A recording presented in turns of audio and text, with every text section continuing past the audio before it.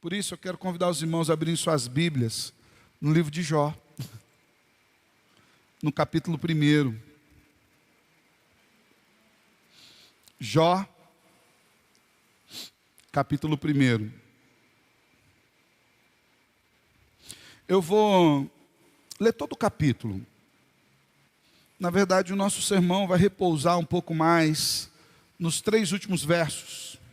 Verso 20, 21 e 22.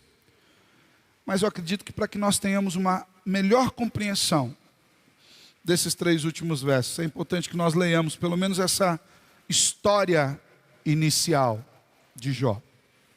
E enquanto eu leio essa história, eu vou pedir que você preste atenção, porque eu vou fazer alguns breves comentários entre os versículos, para que a gente, já até a título de introdução do texto, entendamos mais aquilo que nós queremos falar ao final. Jó, no seu capítulo 1, nós vamos ler todo o texto da palavra de Deus. Diz assim as Escrituras: Havia um homem na terra de Uz, cujo nome era Jó, homem íntegro e reto, temente a Deus e que se desviava do mal. Primeiro adendo: Jó era um homem crente. Então percebam que nós vamos falar sobre sofrimento, sobre crentes. Jó era um homem crente, que temia ao Senhor. Verso 2: Nasceram-lhe 7 filhos e 3 filhas. Possuía 7.000 ovelhas, 3.000 camelos, 500 juntas de bois e 500 jumentas. Era também muito numeroso o pessoal ao seu serviço, de maneira que este homem era o maior de todos do Oriente. Outra adendo: este homem crente, Jó, era um homem próspero. Próspero em todos os sentidos em que a sua cultura considerava como prosperidade. Era um homem que tinha muitos filhos. Lembramos do Salmo 127, diz que bem-aventurado aquele que enche a casa de filhos. Jó tinha 10 filhos, dos quais 7 eram homens, ou seja, força de trabalho.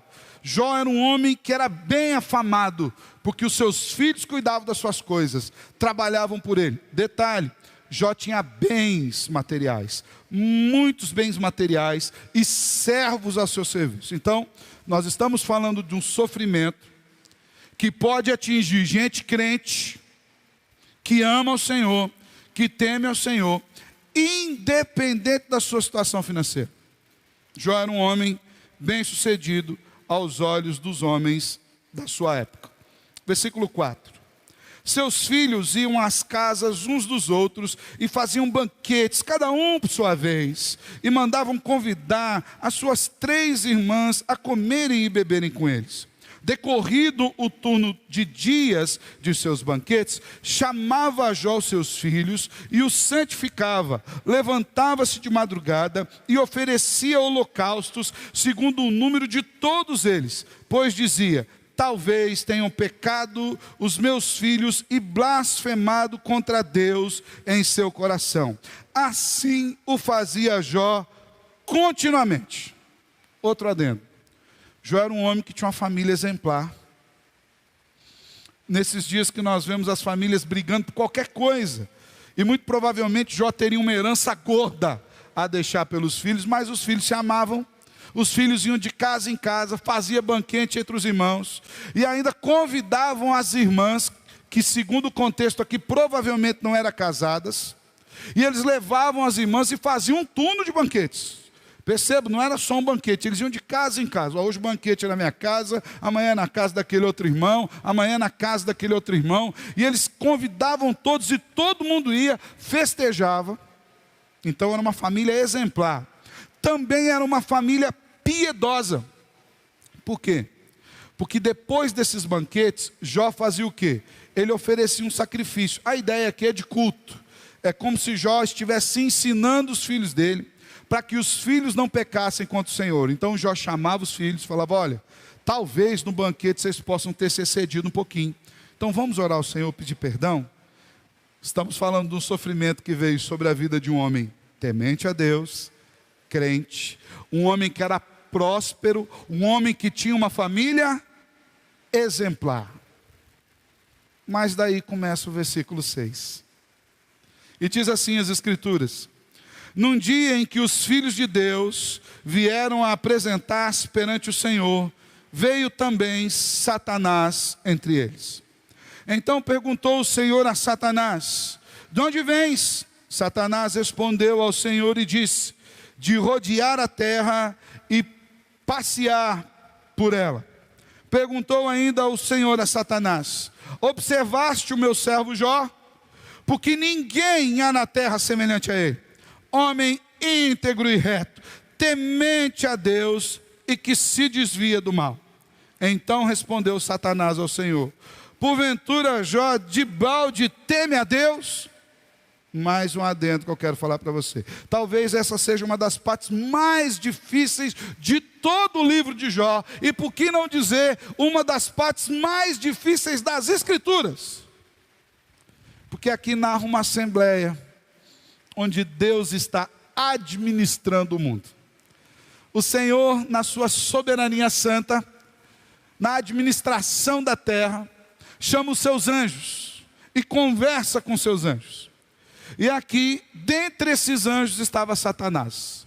Muitos comentaristas dizem que provavelmente o pensamento que se tinha acerca de Satanás nessa época não é a mesma estrutura que nós temos de pensamento acerca de Satanás a partir do Novo Testamento, como tentador, como um anjo caído.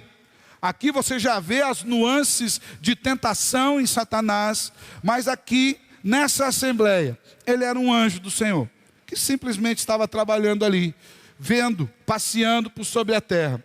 E ele começa a lançar uma dúvida, porque o Senhor falou: você dá uma olhada no Jó?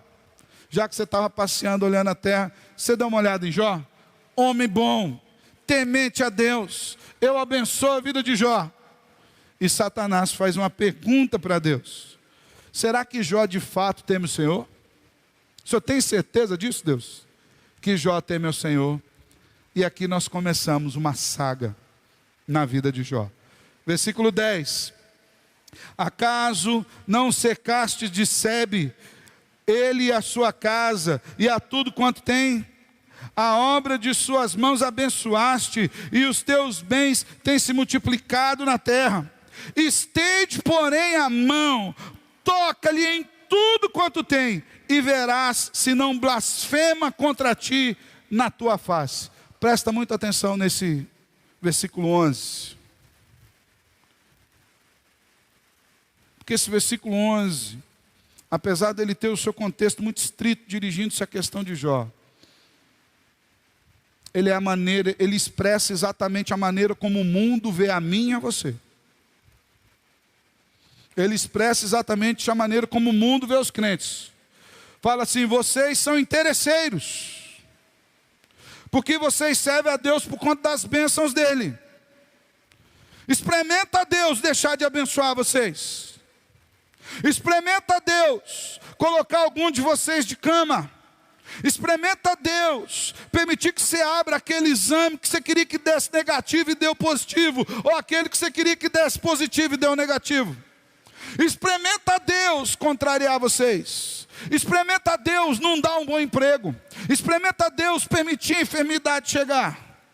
E diz mais, presta atenção ainda nesse versículo 11, porque aqui tem uma palavrinha que é chave nesse texto do capítulo 1 de Jó, que é a palavra blasfemar. Olha o que diz ali Satanás: estende, porém, a mão e toque em tudo que ele tem. Tira as coisas que ele tem. Tira lá aquela família especial dele. Tira o dinheiro dele, os empregados dele. Tira a saúde dele. Tira os motivos de louvor dele. E perceba, verá se não blasfema contra ti na tua face. Presta atenção na palavra blasfemar, que essa é uma das acusações que Satanás faz. Verso 12. Disse o Senhor a Satanás: eis que tudo quanto ele tem está em teu poder, somente contra ele não estendas a mão. E Satanás saiu da presença do Senhor. Aqui começa algo que na teologia nós chamamos de teodiceia. É o desafio de coadunar como um Deus bom, poderoso, soberano, misericordioso e gracioso lida com o problema do mal. O Senhor falou: olha, você pode tirar tudo de Jó, só deixa ele vivo, e você vai ver o que vai acontecer. Versículo 13. Sucedeu um dia em que os filhos de Jó e suas filhas comiam e bebiam vinho na casa do irmão primogênito, que veio um mensageiro a Jó e lhe disse: os bois lavravam, as jumentas pastiam junto deles. De repente, sobre eles os sabeus, Deus sobre eles os sabeus, e os levaram, e mataram os servos ao fio da espada. Só eu escapei para te trazer a notícia. 4 eventos. O primeiro deles é o seguinte: Jó, teus filhos estavam lá na casa comendo, aí veio os sabeus, deram sobre o pasto, o rebanho, os funcionários, mataram todos os seus funcionários, levaram o rebanho embora. Versículo 16, presta atenção. Falava este ainda, quem? O primeiro, dando a má notícia. Ele estava falando. Veio o outro e disse: fogo de Deus caiu do céu e queimou as ovelhas e os servos e os consumiu. Só eu escapei para te trazer, perceba aqui, a nova. Só eu escapei para trazer a novidade para você, que é uma novidade que eu quero te contar.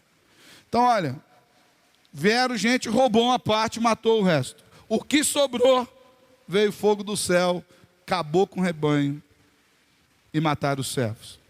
Verso 17. Falava este ainda, quando veio o outro. Então estava falando o segundo. Quando veio o outro e disse: dividiram-se os caldeus em 3 bandos e deram sobre os camelos. Os levaram e mataram aos servos ao fio da espada. Só eu escapei para trazer-te a nova. Os rebanhos tinham acabado, funcionários dizimados. Agora um dos sinais de riqueza da sua época, que eram os camelos, foram destruídos também, dizimados. Nós estamos falando de um homem crente, temente ao Senhor. Detalhe, não tinha ninguém igual Jó na terra, que tinha uma boa família. Um homem que tinha posses e bens. Verso 18. Também este falava ainda, quando veio outro e disse: estando teus filhos e tuas filhas comendo e bebendo vinho em casa do irmão primogênito. Lembra que eles estavam lá no começo. Versículo 13 diz isso. Os filhos e as filhas estavam reunidos comendo e bebendo vinho. Eis que se levantou grande vento do lado do deserto e deu nos 4 cantos da casa, a qual caiu sobre eles e morreram os 10 filhos, de um único golpe, num único dia, numa única solapada. Só eu sobrei para trazer-te a nova. De uma hora para outra, num piscar de olhos, num lusco-fusco, Jó viu seu mundo desabar. Ele perdeu tudo. Mas há um detalhe interessante. As 3 primeiras perdas, que envolviam bens, envolviam servos, você encontra esse homem em silêncio, simplesmente ouvindo uma notícia após a outra. Mas a última notícia, irmãos, o sinal mais evidente da bênção de Deus: seus 10 filhos morreram. Verso 20. Então Jó se levantou, rasgou seu manto, raspou a cabeça, lançou-se em terra e adorou. bendisse a Deus. E o que ele disse? Nu saí do ventre da minha mãe e nu voltarei. O Senhor deu e o Senhor tomou. Bendito seja o nome do Senhor. Em tudo isso não pecou, nem atribuiu a Deus falta alguma. Vamos orar? Obrigado pela tua palavra, Senhor, que nos traz ensinamentos profundos. Tua palavra, Deus, nos mostra a tua graça, a tua misericórdia manifestada em todos os momentos da nossa vida, mesmo nas adversidades, Senhor. Por isso que nessa noite o Senhor abre os nossos olhos, para que nós vejamos a sua mão no meio das tribulações, que nós o amemos e confiemos sempre na tua graça e no teu poder em Cristo Jesus. Amém. Se tem algo que nós temos uma grande dificuldade de lidar, irmãos, é com o sofrimento. Apesar do salmista nos dizer no Salmo 112, que aquele que teme e ama ao Senhor, ele não se atemoriza nas más notícias. A ideia dele é de estar com o coração firme no Senhor, mas quando a má notícia vem, irmãos, a má notícia nos confronta com a nossa fragilidade. Quando nós recebemos um exame, quando nós passamos mal, quando nós adoecemos ou alguém da nossa casa adoece, nós somos confrontados com a finitude da vida e somos confrontados com a nossa ideia de autossuficiência. Nós somos escancarado diante dos nossos olhos que nós não temos controle de nada na vida. Assim como Jó, que em 1 minuto a vida estava toda sob controle, e no minuto seguinte, tudo ruiu, tudo caiu. São nesses momentos que nós somos chamados a colocar em prova a nossa fé. A tônica maior do livro de Jó não reside em que no final, no seu capítulo 42, Deus tenha restituído a Jó todas as coisas. Muitas vezes nós olhamos para esse livro e talvez venhamos ouvir mensagens sobre a teologia do sofrimento, mas na perspectiva de que quando nós sofremos aqui, Deus vai arrumar alguma coisinha lá no final do túnel, lá nos últimos instantes, pelo menos ali nos 45 do segundo tempo, Deus vai dar um jeito de restituir, de fazer com que as coisas melhorem. Nós cunhamos até alguns ditados: vai dar tudo bem, vai dar tudo certo. Se não deu certo é porque ainda não acabou, fica tranquilo, as coisas vêm. Mas tem muita gente que está nessa esperança e morre, e perde as coisas, e tem que lidar com as coisas vindo de mal a pior. Por isso a tônica desse livro não é que Deus vai dar um jeitinho de resolver o problema do sofrimento no final. Muito pelo contrário. Ainda no capítulo 42, o livro nos mostra a sua grande tônica, que é o fato de que Jó conheceu um Deus particular e pessoal no meio da sua dor. Ele mesmo declara: antes eu conheci o Senhor só de ouvir, agora os meus olhos te veem. Eu experimentei do Senhor. Em toda a lida de Jó com o sofrimento posterior àquilo que nós já lemos aqui, Jó ainda foi acometido de enfermidade, uma enfermidade tão dura, a sua pele se tornou em uma ferida muito grande, e aquilo coçava e doía. E a maneira que Jó encontrou de coçar suas feridas era com cacos de telhas. Sua esposa amada, aquela que compartilhara a vida com ele até então, aquela que lhe dera 10 filhos, olhou para o seu marido, olhou para a sua situação, e muitas vezes nós acusamos essa mulher injustamente, viu, irmãos? A gente olha para a mulher de Jó e fala: como é que pode uma mulher assim? Irmã, se você falar um negócio desse, pensa bem. É o seu marido, o homem da sua mocidade, aquele que você compartilhou a vida inteira. Você viu as coisas se esvaindo pelos vãos dos seus dedos. Essa mulher, quando ela conversou com Jó no final, ela enterrou 10 filhos. Eu não sei o que é isso. Peço que Deus nunca me dê essa experiência. Não é por 10, eu só tenho 2. Mas eu peço que Deus não me dê a experiência. É uma oração, o Senhor pode fazer o que Ele quiser, mas que Ele não me dê a experiência de enterrar meus filhos. Que o Senhor permita que aquilo que nós chamamos de ordem natural das coisas aconteça. Que elas me enterrem. Jó e sua mulher enterraram os 10.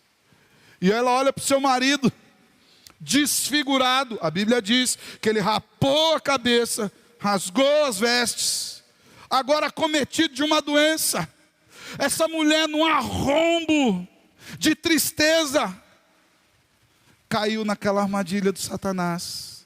O que Satanás falou sobre Jó? Toca nele, Deus. Arranca tudo, você vai ver se ele não vai te blasfemar. Na tua cara, assim, Deus. E a mulher disse o quê? Jó, amaldiçoa Deus e morre. Muitos nós fazemos isso. Muitos nós, no momento da dor, a gente não fala assim, amaldiçoa Deus e morre. Mas a gente fala de uma maneira mais polida, mais bonita. A gente fala, onde Deus estava quando meu exame chegou?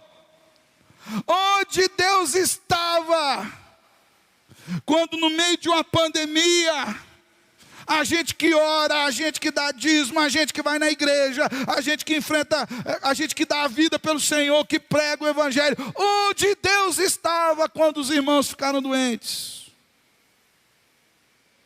Na verdade, a gente devia perguntar assim: por que Deus, que o Senhor escolheu levar o outro e não a mim? Muito crente morreu. Gente que ama o Senhor igual eu e você amamos. Nós não sabemos por que Deus deixou a gente. Mas a gente fala de maneira mais polida, né? A gente não fala assim, amaldiçoa Deus e morre. A gente fala, e aí Deus, você não vai dar conta não? Esse mesmo Jó faz uma declaração carregada de esperança. Eu sei que o meu Redentor vive. E eu ainda vou vê-lo. Eu ainda vou ver esse Redentor. E no final a Bíblia diz, eu te conhecia de ouvir falar, agora eu vejo. Mas em todo esse processo, o livro nos mostra como nós podemos lidar biblicamente com o sofrimento. E a partir do versículo 20, eu quero compartilhar com vocês de maneira bastante rápida. A primeira questão que nós precisamos ter muito claro na nossa mente, no meio da adversidade, no meio do sofrer, no meio da luta, no meio do problema, é que Deus não nos abandonou. E o fato de Deus não nos ter abandonado não significa que a gente não vai sofrer. Jó recebeu a notícia e diz o versículo 20, então ele se levantou, rasgou o seu manto, raspou a cabeça, colocou o rosto em terra e adorou a Deus. A adoração aqui é reconhecimento de que Deus continuava no controle de tudo. Algumas atitudes aqui de Jó. Por exemplo, quando a Bíblia diz que ele rasgou o manto, a ideia é que ele destituiu-se da sua autoconfiança. Ele falou, Senhor, eu não estou no controle de nada. Reis faziam isso em momentos de calamidade. Eles falavam, Senhor, eu estou rasgando as minhas vestes, rasgando o meu manto, dizendo que eu não consigo governar, eu preciso da sua mão. Esse homem Jó, que até agora experimentava das bênçãos de Deus de uma maneira exponencial, agora ele diz assim, Senhor, nada estava no meu controle, eu estou nas suas mãos. Raspou a cabeça. A ideia de destituir-se da glória humana. Não é por isso que eu raspo a cabeça não, viu, irmãos? Eu raspo é porque o cabelo já desistiu mesmo de ficar por aqui. Mas a ideia de raspar a cabeça no momento de tristeza é a ideia de humilhação, de tirar o orgulho, de declaração de dependência. É uma postura de escravo diante de Deus. Não há glória nenhuma em mim. Não há nada em mim que possa ser visto e contemplado com alegria. Esse é o mesmo homem que a Bíblia diz que todo mundo se admirava dele. Ele está dizendo para Deus, as pessoas se admiram, Deus, mas eu sou apenas o pó nas suas mãos. Lançou-se em terra, desceu ao nível mais alto da humilhação. E o nível mais alto da humilhação é para baixo, é para o chão. O profeta Jeremias, num dado momento, disse assim, lancemos a boca no pó, talvez ainda haja esperança. é a ideia de reconhecer que a vida está nas mãos de Deus o tempo todo. Mas em tudo isso, a Bíblia diz que ele adorou. Irmãos, as dificuldades vão vir, os problemas vão vir. A mim, a você. Você tem acompanhado o grupo de WhatsApp da igreja? É só você olhar lá. Irmão com suspeita, irmão com Covid, pessoa faleceu. Irmão, a Dilson até falamos hoje cedo, a Dilson dando susto na gente, homem forte igual um touro. Vai fazer cateterismo. E essa foi a notícia que chegou, todo mundo ficou apavorado. Vamos falar depois, a Nancy recebeu um exame ruim, né? Vai ter que fazer um exame, segundo a Dilson. Dona Cleusa. Patrícia internada. Outros irmãos que não estão aqui, porque estão positivos com Covid. As notícias vão vir. Outros irmãos passando aqui por adversidades. Alguns dias atrás recebemos notícias de irmãos com câncer. Outros tratando de câncer. Irmãos que pedem emprego. Falam, pastor, estou sem emprego, preciso do emprego. O problema vai vir. A adversidade vai vir. E o mundo lá fora está dizendo igual Satanás diz para Deus. Tira essas coisas dos crentes que você vai ver se eles vão te adorar. Há poucos dias eu estava lendo uma notícia. Não era uma revista. A ideia de revista, ninguém lê revista, né? Nossa revista hoje está tudo dentro do celular, né? Eu estava lendo uma notícia de uma moça famosa que disse que se converteu há um tempo atrás. Ela viveu até, acho que se eu não me engano, na prostituição. Não lembro o nome dela, mas também se lembrasse não ia citar aqui. Mas ela chegou a viver na prostituição, ela converteu, se entregou a vida para Jesus e foi para uma igreja. E essa igreja lhe deu fama, lhe deu notoriedade. E aí ela saiu em muito mais capas de revista, dando seu testemunho, falando de agora como Deus fez isso, fez aquilo. Acontece, irmãos, que infelizmente a conversão daquela moça era insincera e ela caiu numa igreja abusadora, usurpadora, e essa igreja retirou todo o dinheiro dela. Ela disse que ela deu de oferta nessa igreja para lá de 1 milhão. E hoje eu estava lendo a notícia dessa moça, onde ela dizia assim, que ela estava chateada com Deus. Sabe por quê? Porque ela disse que nem quando ela era prostituta, ela foi tão abusada quanto ela foi abusada dentro da igreja. Palavra fortíssima. Imagina o que essa moça está dizendo. E ela disse mais, que depois da experiência que ela teve, se ela não tivesse um filho para criar, ela se mataria. É o que o mundo lá fora está dizendo. O mundo olha para isso aqui e está falando, está vendo? Ó?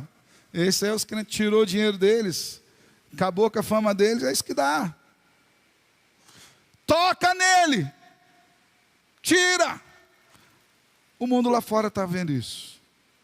O mundo está olhando para nós. E o que nós aprendemos? Que nós podemos chorar, nós podemos sofrer, mas que a solução para esse sofrimento é se humilhar na presença de Deus e adorá-lo, porque Ele está no controle de tudo. Jó não sabia porque sofria, mas sabia que Deus estava cuidando do seu sofrimento. Detalhe, Jó nunca soube, talvez agora já saiba lá no céu.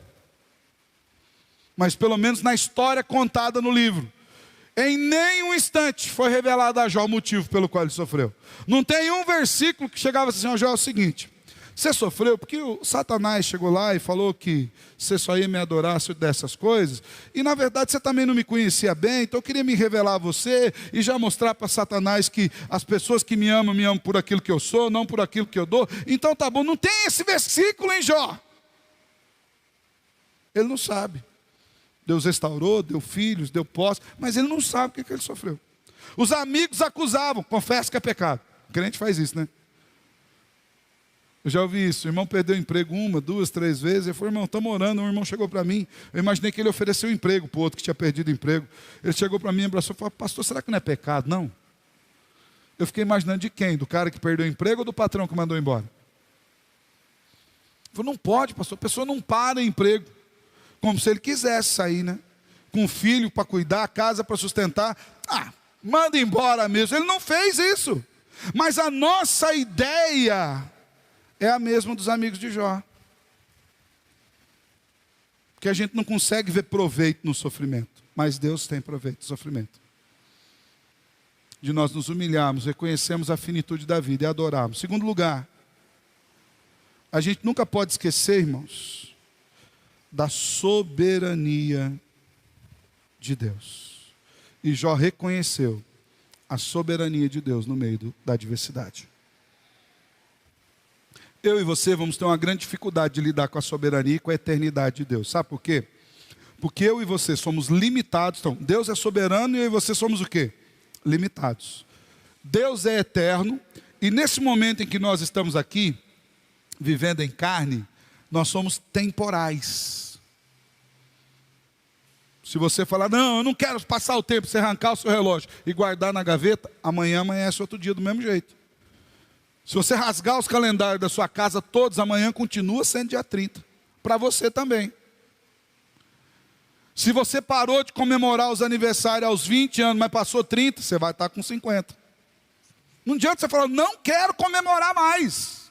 Nós somos temporais, nós somos presos à temporalidade. Por isso nós temos uma dificuldade de lidar com a soberania de Deus, porque somos limitados, e dificuldade de lidar com a eternidade de Deus, porque nós somos temporais. Mas Jó lidou com essas coisas de maneira magistral. Ele lidou com essas coisas de uma maneira poética. Ele disse assim, nu eu saí do ventre da minha mãe, e para lá nu eu voltarei. Eu não tenho nada. Minha vida não está aqui nesse mundo.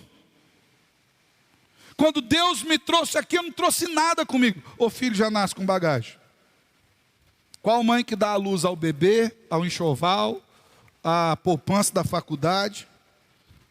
Às vezes já tem tudo, na verdade a maioria já tem tudo esquadrado, mas não vem lá dentro. Lá dentro, tira o que você tira da barriga, mamãe? O bebê. E o pai tira o cartão de crédito para falar, vai dar prejuízo.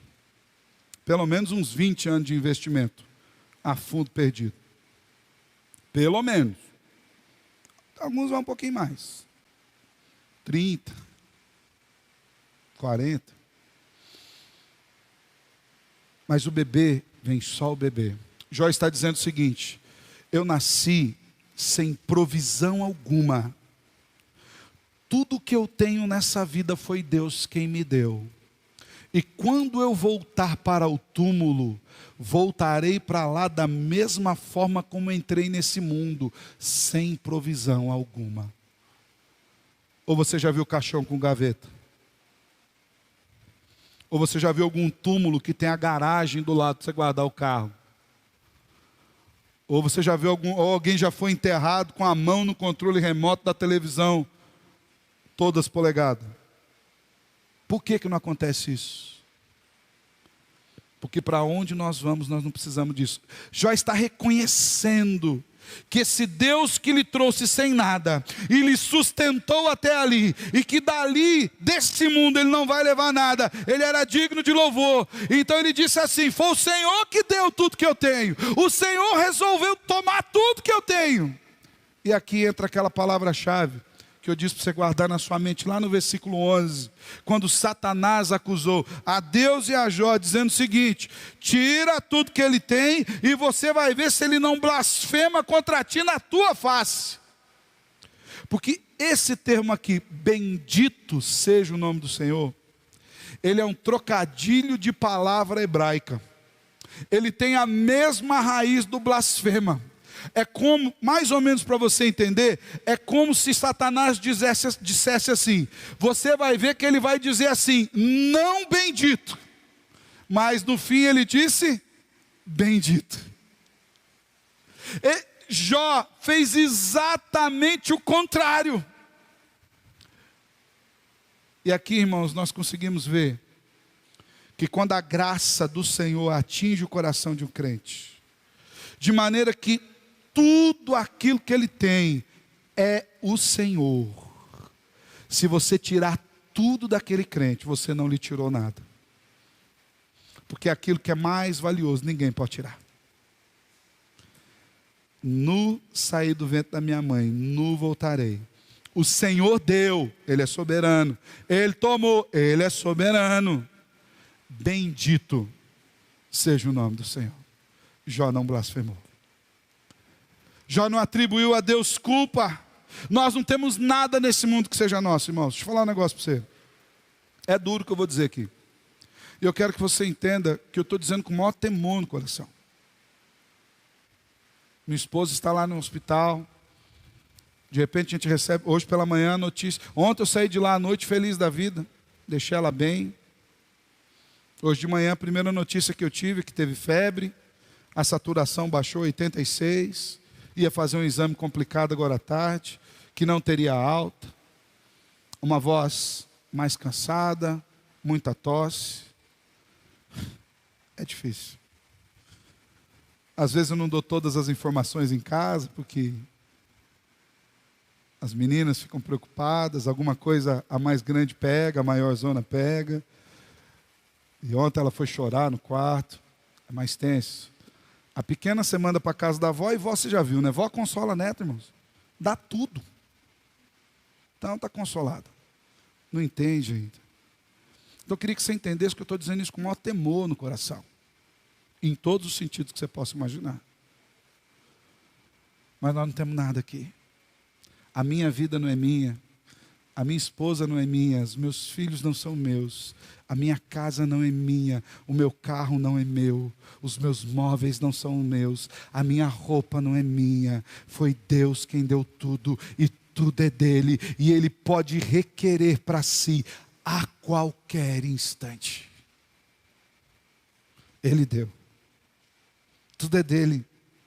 Aqui nós somos mordomos. Ele é o doador da vida. Por isso nós não podemos nos prender aqui. Por mais que nos alegremos, eu não estou dizendo para você não se alegrar com as coisas do Senhor. É tudo bênção. Mas nós não nos prendemos aqui. Porque há algo melhor reservado para nós. Por isso que Jó diz, bendito seja o nome do Senhor. Então como a gente deve lidar com sofrimento? Sofra sem acusar a Deus. Reconheça a sua finitude, a sua humildade. Adore ao Senhor. Segundo lugar, saiba que Ele é soberano. Tudo está na mão dEle. Deus não perdeu o controle. Quando a adversidade veio, não é que Deus deu uma piscada assim. Falou, nossa, esqueci. Olha, pelo contrário, a Bíblia diz que Ele não pisca. Não pestaneja. Não dormita o guarda de Israel. Não é isso que diz o Salmo? Dormitar é aquela cochiladinha. Ele não cochila o tempo todo. Reconheça o Senhor. Em terceiro e último lugar, nós não podemos nos voltar contra Deus. Verso 22, em tudo isso Jó não pecou, nem atribuiu a Deus falta alguma. A ideia de pecado de Jó aqui seria a ideia de blasfemar, a ideia de estar insatisfeito, a ideia de não aceitar de Deus a adversidade. Inclusive a mulher de Jó, quando diz para ele, amaldiçoa seu Deus e morre, recebeu a seguinte resposta de Jó: mulher, você é louca. Recebemos o bem de bom grado de Deus, não receberemos dele também o mal? Jó em nenhum momento acusou Deus de que ele não governasse direito o céu. Quando você diz, Deus, mas eu não merecia isso, está dizendo que ele não está governando direito. Está dizendo que ele precisava de umas aulas de administração de mundo com você. Jó até num dado momento, diante do sofrimento, ele imaginou assim, mas quando ele foi pensar em falar algo contra Deus, Deus lançou para ele algumas perguntas muito complexas. Onde você estava quando eu lancei os fundamentos da terra? E Deus faz algumas perguntas complexas e absolutamente difíceis.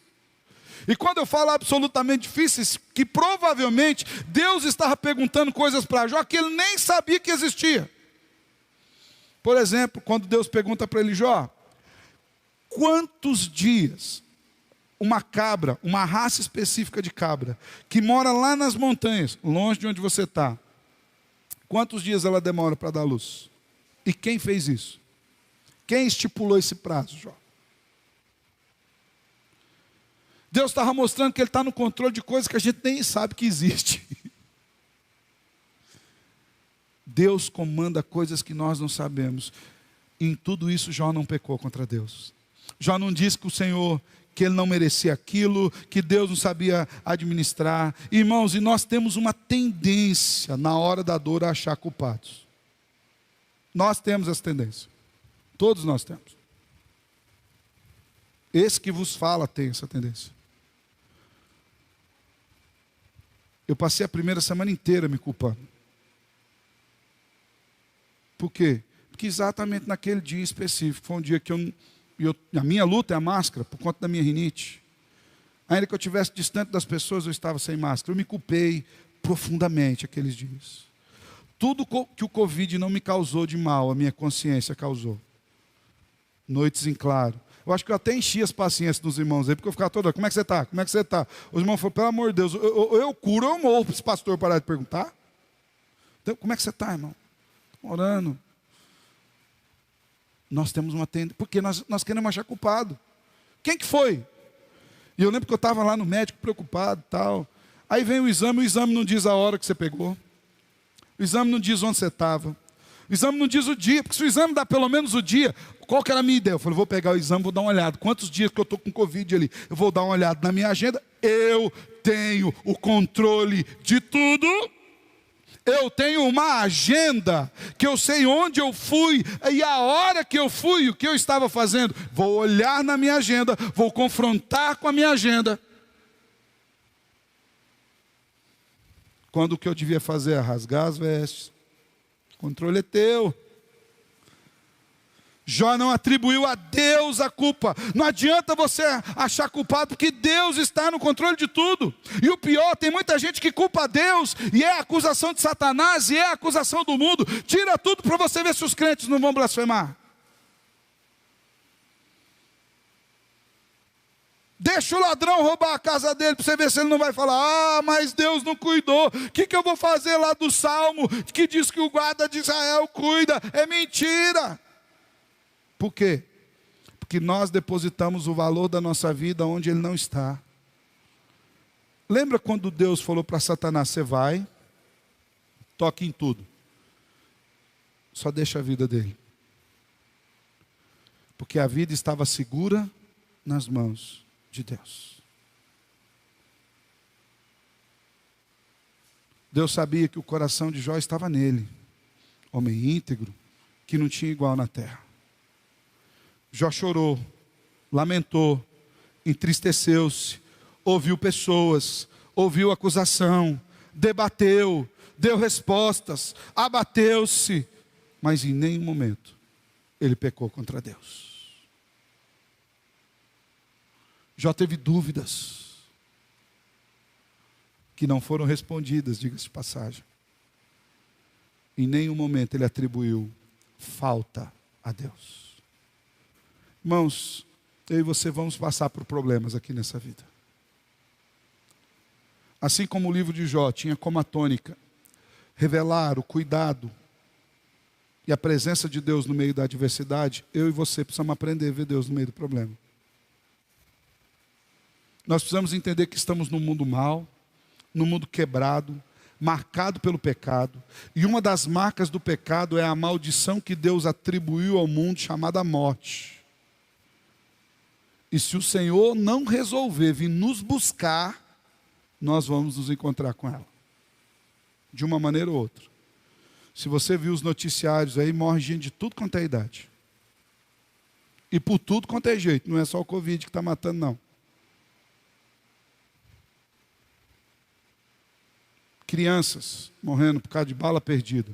Tivemos aqui em Maringá, aqui na avenida, Alexandre Rasgulaef. Se eu não me engano, há 4, 5 anos atrás. Um rapaz tinha alguma dívida de droga com outro. Esse passou de moto, com um revólver na mão, deu um tiro no que devia droga para ele. Acertou quem devia droga?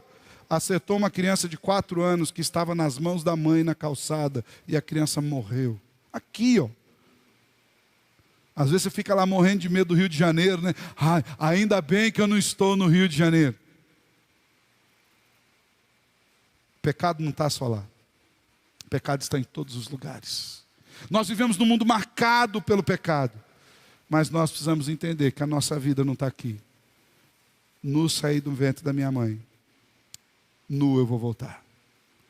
Meus irmãos, a minha oração é que no meio do sofrimento, nós consigamos encontrar ao Senhor, nós consigamos atravessar a adversidade sem acusação, com a mesma esperança que estava no coração de Jó, quando ele declara no capítulo 19, verso 25: eu sei que o meu Redentor vive, e lá no final ele vai se levantar sobre a terra. A expectativa de Jó não era que Deus lhe retribuísse, apesar de Deus lhe ter restituído as coisas. A expectativa de Jó é que um dia ele ia encontrar com aquele que acabaria com toda a dor, com todo o sofrimento. Ele habitaria no lugar que não há pranto, não há luto, não há adversidade. Porque ele sabia que o seu Redentor não deixaria o seu corpo na morte, mas o levaria consigo. Essa deve ser a nossa esperança, no meio da adversidade, no meio da dor, no meio do problema. A dor e o problema vão fazer parte das nossas vidas. O luto, a tristeza, o lamento não são pecado em si, desde que compreendamos que Deus está no controle de tudo. A minha oração é que eu e você possamos ver Deus no meio das nossas lutas. E ao passarmos pelas adversidades da vida, nós não venhamos a pecar contra o Senhor. Em vez de blasfemarmos, como é a acusação de Satanás, como é a expectativa de muitos lá fora que nos veem, nós bendigamos ao nome do Senhor. Nós adoremos ao Senhor, ainda no meio da tristeza, ainda no meio da adversidade. Que possamos ter a certeza de que o Senhor vive, está no controle de todas as coisas, e a nossa vida está nas mãos dEle, para a glória dEle, em Cristo Jesus. Amém? Feche os teus olhos, quero orar com você.